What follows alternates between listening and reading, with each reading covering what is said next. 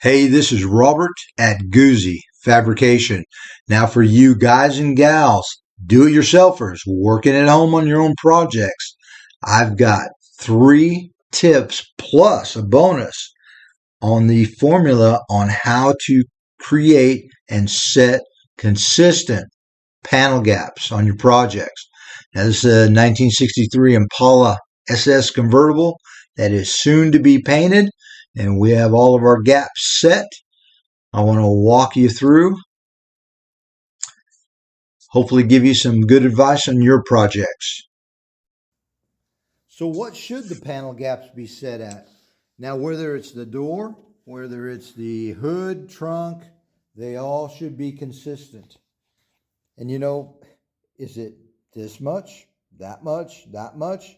Well, you know how we do this, we're not going to guess. So let me show you the formula for how I set my panel gaps. So I'm going to walk you through my formula, my method of creating consistent door gaps. This is just a paint stick I got from the paint store, automotive paint store. And I made this tool. Now this is 3/16 of an inch. It's beveled. And I'll show you what we're going to do with that later. Okay, so paint stick. What's the size of a average paint stick?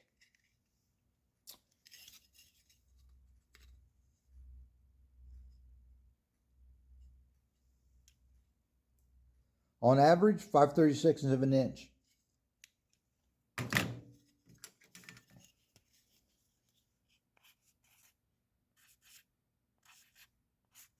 Now that's not what we're going to set it at, but this is going to be very important later.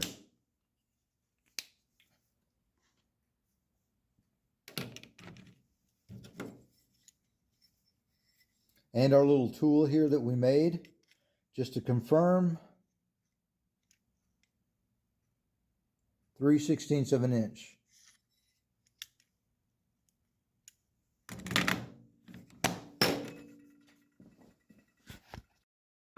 First thing to know, metal finish gap. Now that's in bare steel, the gap before any bodywork, primer, or paint. Never build an edge with body filler. Now I've already done the metal work on this vehicle and used this tool to set the gap, so let me show you that.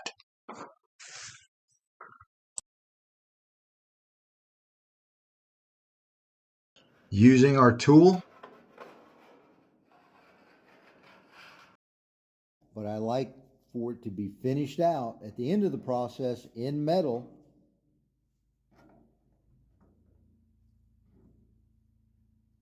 At 3/16 of an inch. That's what I always shoot for. And if you use this method consistently with all of the panels, you will get consistent results.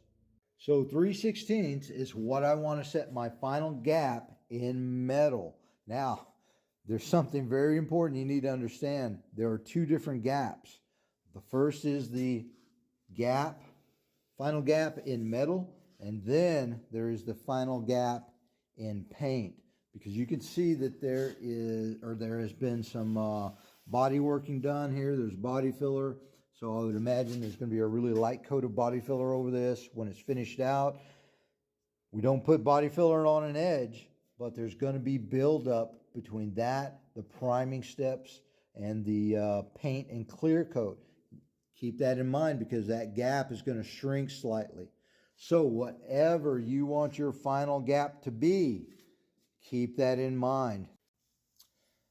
So by first creating this little gapping gauge tool, it's going to allow us to make very consistent gaps throughout our whole project. Very valuable. Easy to make. Okay, so now the finished gap, the final assembly gap after paint. Now keep in mind that after bodywork, primer, and paint, the finish gap will have a tighter tolerance than the metal finish gap due to the buildup of materials. So now that we've done some body work and primed the car, Got our 3/16 little gapping tool. Well, that's starting to get tight. Yeah, I can't get that in there anymore. Here's where this little guy comes into play. Okay, so now we know that our gap is getting a little bit tighter. Now you can see we have a little bit of wiggle room, but you have to keep in mind that we're going to be putting a sealer, base coat, clear coat, multiple coats of clear.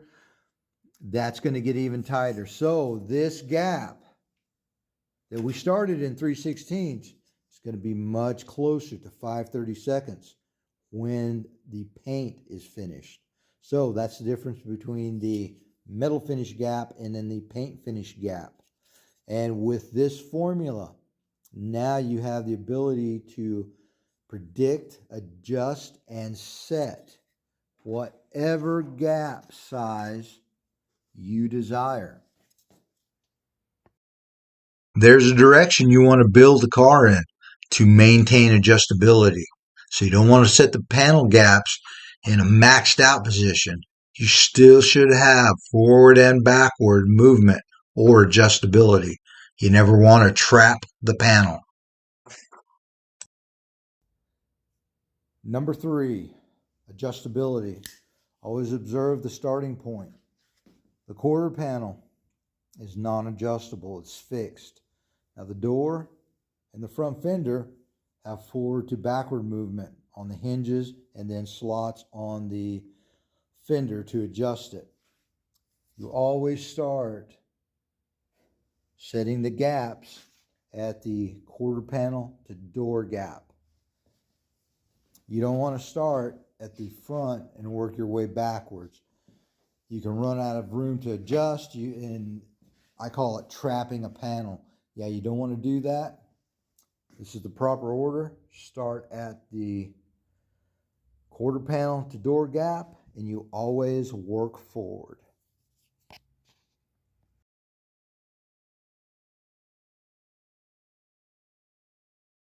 Okay, so we're at the last tip I have for you. Gaps and body shape. Now you can see this particular car, this 1963 Impala, man, it has a lot of body lines on it. Some cars don't, some cars do. So let me show you what comes into play with that.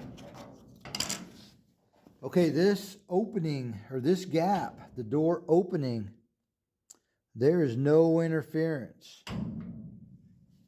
But at the very front, I want you to look at the areas I'm circling. Okay, that one's fine. But when we get to this one, well, you can see the gap. The way that this door swings open, if you don't have the proper gap, man, you could get into panel interference, catch this edge to here, and bend the door, the fender. And the same with here. You always want to keep that into mind when you're doing your panel gaps. So hey, if the video has been a positive for you, like, subscribe, leave a comment. That really helps the algorithm out. Share the video. And as always, thanks for watching.